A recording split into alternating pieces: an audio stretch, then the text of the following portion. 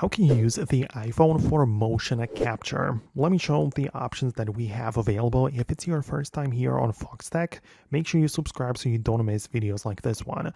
Well, the iPhones have great camera hardware and it slightly depends on the model that you're using, but some of the newer ones, especially the professional like pro models, have what's called the action mode. So when you go to the camera mode and switch to the video, you can select the more options and there is literally the action mode.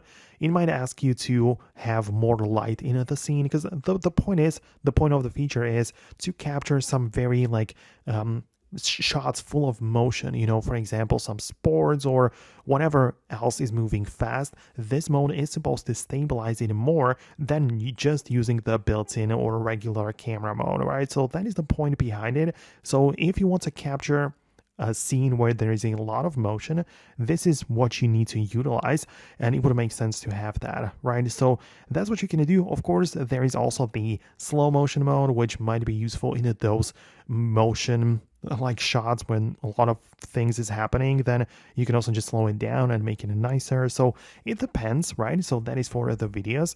And I know that a lot of people also want to capture the motion with their pictures, and that's the feature called live photos. So when you go to the regular like photo mode, you can tap on the more dots, more options, and enable the live photo, and this, as you can tell, captures the a few frames before and after you press the shutter button, so you can see that some motion gets captured in here. So that might be another thing which you probably had in mind. So let me know in the comments below if I managed to help you out with this.